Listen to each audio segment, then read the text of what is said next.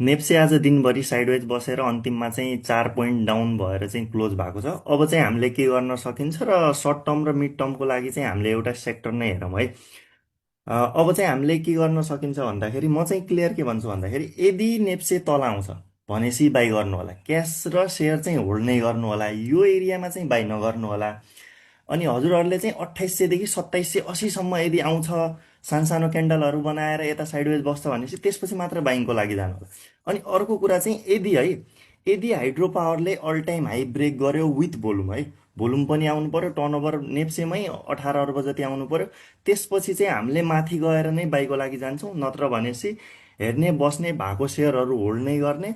नयाँ वर्षको चाहिँ सबैलाई शुभकामना छ, सबैको पोर्टफोलियो राम्रोसँग बढोस् र नयाँ वर्षकै लागि भनेर हामीहरूले चाहिँ 15 दिन चाहिँ फ्री ग्रुपमै बाइकलहरू राख्ने गरेका छौँ। सो फ्री ग्रुपको लिङ्क चाहिँ बायोमा छ, त्यतादेखि चाहिँ हजुरहरूले चाहिँ फ्री ग्रुपमा चाहिँ आउन सक्नुहुन्छ। हामीले सर्ट टर्म र मिड टर्मको लागि चाहिँ अहिले हेर्न सकिने सेक्टर हो हाइड्रो पावर। म चारवटा पोइन्ट चाहिँ डिस्क्राइब गर्छु किन हामीले हाइड्रो पावर हेर्ने भन्दा चाहिँ है। रासपाले चाहिँ हाइड्रो पावरलाई अर्थतन्त्रको मजबुत खम्बा ब्याकबोन नै बनाउने कुरा चाहिँ आफ्नो घोषणापत्रमै गरेको थियो। अनि ब्याज दर घटिरह, ब्याज दर घटेपछि हाइड्रो पावरको प्रोफिट चाहिँ अरू बढेर जान्छ क्या। अनि अर्को कुरा चाहिँ हाइड्रो पावर हेर्नुहुन्छ भनेपछि अल टाइम हाईको नजिकमा छ क्या। अल टाइम हाई ब्रेक गर्छ होला, यदि भोल्युम आउँछ भनेपछि अल टाइम हाई ब्रेक गर्छ अनि हाइड्रो पावरमा इन्ट्री पनि गर्न सक्यो।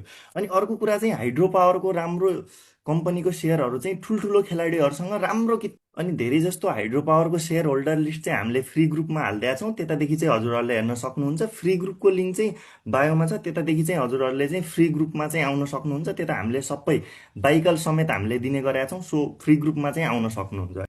अनि लास्ट पोइन्ट रहेको छ पेट्रोलियमको प्राइजहरू बढिरह, अनि पेट्रोलियमको प्राइज बढिरहेछ र पाइरहेको पनि छैन। अनि हामीसँग नेपालमा चाहिँ एनर्जीको सोर्स भनेपछि हाइड्रो पावर नै छ। अनि केही महिना अगाडिको न्युज यो थियो कि इलेक्ट्रिक चुलोहरू पनि इम्पोर्ट धेरै भयो भनेर। त्यसैले हाइड्रो पावर अहिलेको लागि राम्रो छ। सो सर्ट टर्म र मिड टर्मको लागि हाइड्रो पावरमा चाहिँ राम्रो राम्रो स्टकहरू जुन आज पनि 4-5% बढेर गयो, त्यो स्टकहरू चाहिँ अलिकति रेन्जमा आएको टाइममा चाहिँ मजाले उठाउन सकिन्छ।